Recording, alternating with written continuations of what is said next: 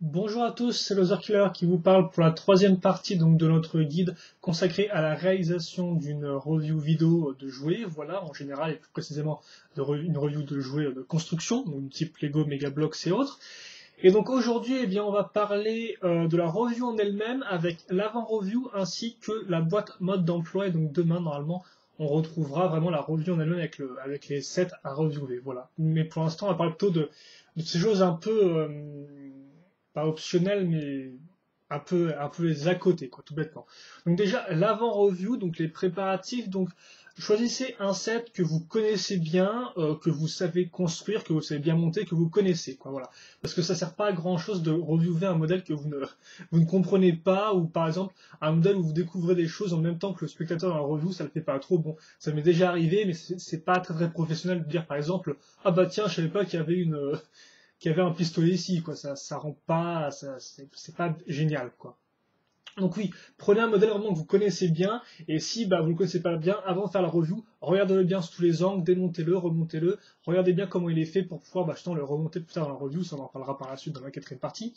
Mais voilà, donc étudiez bien votre modèle avant de commencer la review. Aussi, les préparatifs avant de faire une review, des fois, c'est de se répéter la review dans sa tête. Hein. Si par exemple vous savez que vous avez fait une review samedi, pendant toute la semaine, vous pouvez la répéter dans votre tête, hein, en vous imaginant devant votre caméra. Voilà, donc bah, ça peut aider comme ça pour créer certaines phrases ou certaines tournures de phrases. Ça m'arrive, hein, je le fais aussi. Et puis bah au pire, si vous avez des phrases que vous aimez bien, que vous avez peur de ne pas vous souvenir, notez-les sur un papier et mettez le papier près de votre bureau, près de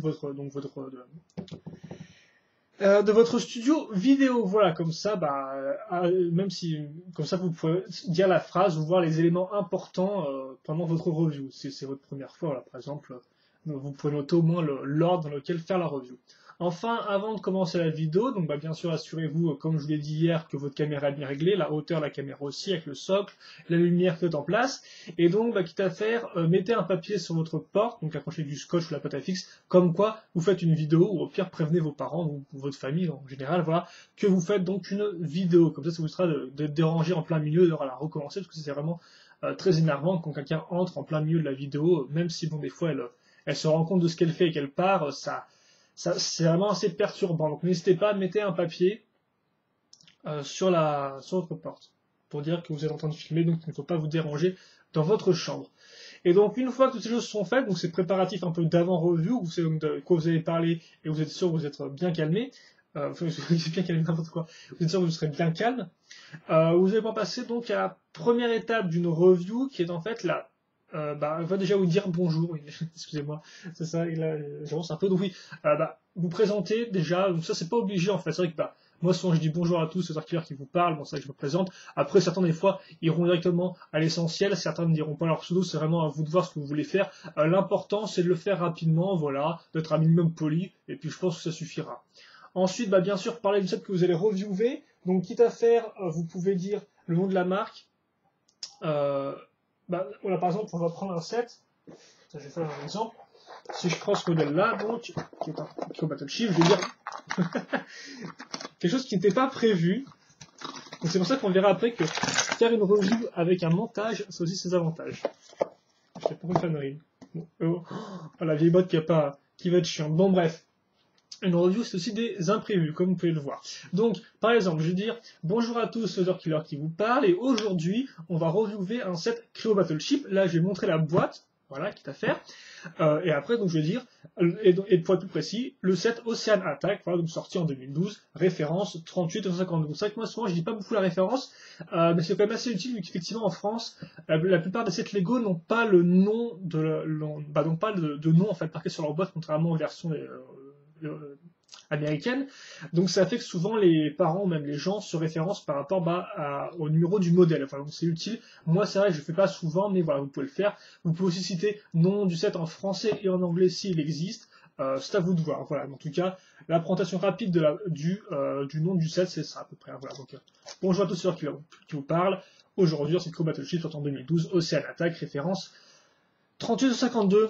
Voilà, donc ça devrait suffire pour présenter le modèle. Et donc ensuite, on va présenter la boîte et le mode d'emploi. Donc ça, c'est des choses qui sont, on va dire, euh, c'est... j'ai plus le nom, mais c'est quelque chose, au final, certains spectateurs voudront voir la boîte et le mode d'emploi, d'autres ne voudront pas. Comme vous savez, on peut pas faire plaisir à tout le monde, et souvent quand on essaye, on n'y arrive pas, au final, on fait plaisir à personne. Moi, je pense que c'est un peu faux, et qu'au final, on peut quand même montrer la boîte et le mode d'emploi, néanmoins, sans y passer trop de temps, et donc, au final, ne pas déranger ceux qui ne voudraient pas la voir. Voilà. Donc moi, je vais expliquer déjà à quoi, en fait, l'utilité de montrer la boîte et le mode d'emploi. Donc c'est vrai qu'effectivement la boîte, quand on review un set sorti en 2012, donc qui va... Voilà. C'est vraiment une grosse boîte de dope ça. Donc quand on review un set sorti en 2012, voilà, et qu'on le review bien sûr en 2012, logiquement ça perd un peu de son intérêt parce qu'on peut se dire bah la boîte, je peux la voir en magasin, voilà, il n'y a rien de très incroyable là-dedans. Néanmoins, faut pas partir avec cette mentalité-là. Faut plus partir en fait avec deux points importants. Donc déjà, à quoi ça sert de montrer la boîte pour, on va dire, la narration de la review. Donc je dirais pas qu'en fait quand on fait une review, on raconte une histoire, ce serait un peu débile vu qu'effectivement une review ça a quand même plus un but informatif de base. Néanmoins, on pourrait plutôt remplacer le titre narration par fil conducteur. Votre review, elle a un fil conducteur, elle a un début, une fin, et il faut que le spectateur, au final, il soit entraîné du début à la fin dans votre vidéo. Voilà. Et donc, au final, le mieux pour présenter un modèle, c'est de partir, je dirais, un peu du général pour arriver au particulier, ce que vous faites aussi normalement pour vos rédactions d'histoire ou de français, ce genre de choses-là. Donc oui, donc du général au particulier. Et donc, dans le cas présent, au final, on va partir de ce qu'on voit en magasin jusqu'au modèle en lui-même que lui, on a au final en ayant acheté le set. Voilà. Donc l'idée, c'est que, je vais prendre une autre boîte, ça n'arrête pas de tomber. Donc l'idée, c'est que je parle de la boîte, voilà. Hop, un peu grosse cette boîte-là. Donc voilà, l'idée, c'est que pour le fil conducteur, on va parler d'abord de la boîte. Ensuite, c'est comme si on ouvrait la boîte. Je vous parle du mode d'emploi, qui est donc la première chose que vous pouvez normalement prendre dans la boîte. Même si aujourd'hui, maintenant, c'est vrai que dans certains modèles, elle est sous sachet, mais bon, c'est pas important, c'est vraiment un détail anecdotique. Ensuite, donc, on parle du mode d'emploi, et enfin, on passe donc au set en lui-même, après avoir enlevé le sachet. Donc voilà, du général au particulier, donc ça c'est utile pour le fil conducteur de la review, pour la narration de la review. Et enfin, en quoi c'est utile? Eh bien, tout bêtement, peut-être pas pour l'histoire, mais plutôt pour la chronologie. En effet, comme je vous l'ai dit, c'est vrai que quand on y pense, voilà, si je review en 2012 en 2012, ce n'est pas très utile. Néanmoins, si je fais une review, même une fête moderne, en fait, si je fais une review dans cette 2000 en 2012, là c'est plus utile parce que tout bêtement, la boîte n'est plus disponible en magasin. Donc forcément, on apprend des choses. C'est vrai que les gens qui ne connaissent pas la boîte, qui n'était pas là en 2001 par exemple, ou en 94, en 84, en 95, ce que vous voulez, eh bien ils découvriront la boîte avec la review et donc ce sera assez utile pour replacer un peu le contexte de sortie du modèle et replacer un peu au final à quoi ressemblaient les boîtes à l'époque. Et c'est pareil pour un set reviewé en 2012. Si une personne la regarde la review, je sais pas moi, en 2020, une fois de plus, les modèles là ne seront plus présents en magasin. Donc encore une fois, on peut dire que ça a un but, voilà, un but chronologique, voilà. Donc c'est utile pour représenter le contexte de sortie du modèle. Donc c'est pour ça que c'est utile de montrer la boîte. Et donc, et le mode d'emploi aussi, d'une moindre mesure. Donc ensuite, comment montrer la boîte? Parce que comme j'ai dit, l'idée c'est d'être rapide. Donc je vais vous montrer un exemple. Donc voilà, il faut parler rapidement de la boîte, vu qu'effectivement, normalement, la plupart des gens qui regardent les vidéos ne sont pas aveugles, donc ils verront de quoi vous avez parlé, donc voilà. Donc il faut être rapide et s'intéresser aux détails. Voilà. S'il y a des détails intéressants, parlez-en plus, montrez en avant la caméra, mais à part ça, l'idée c'est vraiment de parler rapidement de la boîte sans en faire trop. Donc, par exemple, oui, donc excusez-moi. Donc vous avez ça. Et aussi, j'ai pas de scotch dans le coin. Et aussi un autre point important, c'est ne parlez pas de tous les côtés, par exemple, ça, comme vous pouvez voir, ce n'est pas très utile. Donc là aussi, regardez bien les côtés avant de faire la review et regardez ceux qui sont utiles. De base, le plus utile, bien sûr, c'est l'avant de la boîte et l'arrière de la boîte, mais bon, voilà, des fois, si vous avez des trucs utiles sur les côtés, vous pouvez aussi le montrer.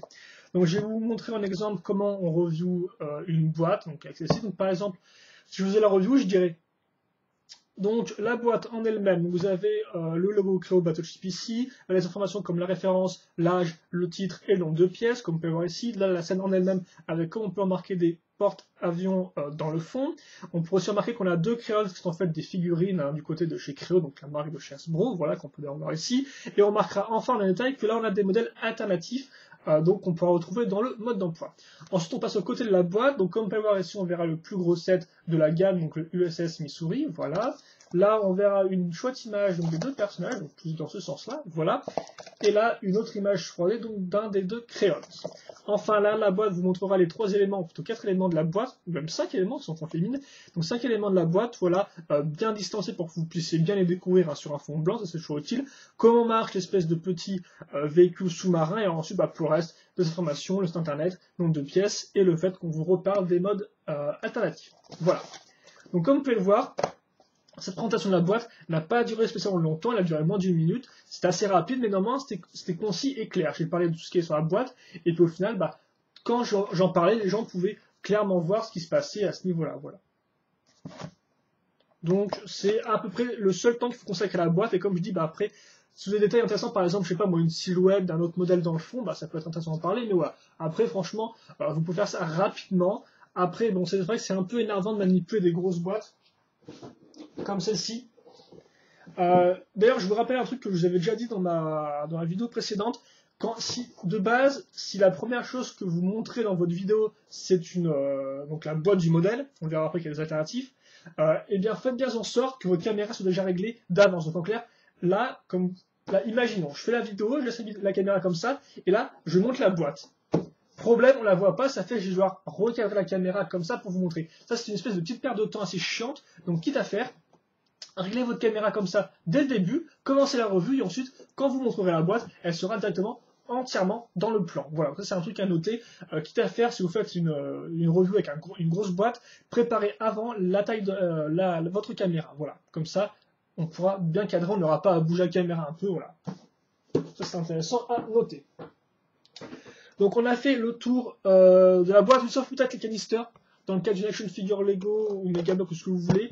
Quand vous avez un canister comme ça, c'est une boîte un peu plus spéciale, là bien évidemment, il faudra parler plus en détail des fonctionnalités. Par exemple, vous avez une boîte de Visorax en 2005 du thème Bionic, chez Lego. Là, ce qui est intéressant de noter, c'est par exemple le haut du canister, donc le haut du couvercle, plutôt le haut du conteneur qui est un couvercle, qui en fait peut contenir des pièces comme ça. Donc voilà, là vous pouvez par exemple, dans la revue, mentionner que ça c'est pour mettre des disques dedans, qu'on peut ouvrir et fermer la pièce, et que l'ensemble tient bien. Voilà, donc ça c'est intéressant de noter. Quand vous faites une boîte un peu plus spécifique, il faut parler donc des éléments, on va dire des détails comme ça, des fonctionnalités de la boîte. Enfin, on va parler donc du mode d'emploi. Voilà, donc le mode d'emploi, au final, c'est un peu la même valeur qu'une boîte, mais c'est peut-être en fait encore moins intéressant pour y aller plus rapidement, parce que franchement, le mode d'emploi, c'est assez simple, parce que déjà, bah, l'image de base, on l'a déjà vu avec la boîte, donc bon, ça n'en parle pas trop. Donc au final, bah, le mode d'emploi, vous pouvez déjà parler du nombre d'étapes en tout, pour donner un peu une idée de base, même si bon, ça arrive souvent, il y a des sous-étapes qu'on ne compte pas, donc bon, c'est pas très, très utile à moins que vous vouliez compter étapes et sous-étapes, mais franchement, ça sert pas à grand chose en soi. Vous pouvez maintenant aussi montrer la liste des pièces, même si là encore, au final, ça n'a pas grande utilité, parce que souvent, quand on montre la liste des pièces, c'est aussi pour montrer les codes de pièces, logiquement, voilà. Mais là, forcément, vu qu'on fait une vidéo, on va montrer ça rapidement, donc ça n'a pas grande utilité. Donc au final, le plus intéressant pour un mode d'emploi, c'est à nouveau le côté chronologique, et donc de montrer au final les pubs ou les promotions qu'il y avait à l'époque, par exemple ça, voilà, ou encore voilà, ça, Lego Universe, ou plus particulier pour Ninjago. Ce qui est intéressant, c'est donc la fameuse petite pub au milieu, donc voilà, avec les armes. Ça par contre, c'est intéressant d'en parler, mais voilà, ça reste... Là encore, quand vous parlez du mode d'emploi, ça va être rapide car ce n'est franchement pas la chose la plus passionnante. Donc vous montrez les pubs, vous pouvez parler du nombre d'étapes en tout, et au final vous pouvez passer à la suite. Bien sûr, après ceci, le mode d'emploi est vraiment utile. Hein. Par exemple, dans le cadre d'un mode d'emploi d'un modèle Transformers, donc de chez Hasbro, je sais que voilà, le mode d'emploi au final, c'est la transformation, il n'y a pas grand chose de plus d'autre dedans, donc bon, c'est pas très très utile, quoi. Vraiment, il faut vraiment varier selon ce qui est utile ou ce qui ne l'est pas. Donc il faut vraiment moduler selon le modèle que vous retrouvez à chaque fois. faut pas toujours faire comme moi je vous dis de faire, si ce n'est pas intéressant de le montrer ou d'en parler. Et enfin, donc, dernier point, vu que là on a parlé donc, et de la boîte et du mode d'emploi, c'est que, comme je vous l'ai dit, pour le côté narratif, fil conducteur, donc vous pouvez donc en parler au début. Voilà, on en parle au début, comme ça c'est fait. Après, il faut savoir que bien évidemment, comme je l'ai aussi dit en début de vidéo, enfin en début de partie, le mode d'emploi et la boîte, ça n'intéresse pas spécialement beaucoup de monde. Les gens, quand ils viennent voir une vidéo, ils viennent la voir pour le modèle en lui-même et avant tout pour ça. Donc au final, vous pouvez vous dire que la boîte et le mode d'emploi, si vous le souhaitez, eh bien, vous pouvez le montrer à la fin de la review. Donc bien sûr, ça casse le côté narration, vu que on va tout de suite passer à la boîte, on va dire au modèle en lui-même. Néanmoins, c'est plus utile parce que comme ça, vous ne ferez pas attendre les personnes qui regardent la vidéo, ils verront directement le modèle. C'est un peu au final comme l'idée du... voilà, les enfants qui préfèrent le dessert au repas en lui-même, c'est un peu comme si là, je vous donnais le dessert avant de vous faire manger l'entrée et le plat principal, quoi, voilà. Donc ça, c'est un peu l'idée, mais donc ça peut marcher. Après, l'important, bien sûr, c'est de le préciser, de dire, par exemple, on a vu votre vidéo, bon, voilà le modèle, je vous parlerai du mode d'emploi et de la boîte à la fin de la review, ça, il faut bien le préciser, mais voilà, après, vous pouvez le faire. Après, vous pouvez faire aussi une alternative, par exemple, on parle de la boîte en début de review, mais je parlerai du mode d'emploi à la fin de la review, parce que ce n'est pas très intéressant. Et voilà, donc, excusez-moi, donc c'est pas trop intéressant, voilà. Et donc ça fait que vous, comme ça, vous avez une alternative qui permet de combler et le côté un peu narratif, parce que bon, on parle toujours de ce qu'on a d'abord sous ses yeux en magasin, donc la boîte, et enfin après, on parle de ce qui est un peu moins intéressant, le mode d'emploi, en fin de review, au final, quand les gens auront déjà bien vu le modèle, et donc au final, s'ils ne sont pas intéressés par le mode d'emploi, ils pourront quitter la vidéo, ils auront déjà vu tout ce qui est intéressant à voir. Enfin, c'est intéressant en principal, quoi. Après, bien sûr, pour certaines personnes, le mode d'emploi sera intéressant, mais voilà, c'est vraiment pour ça chacun.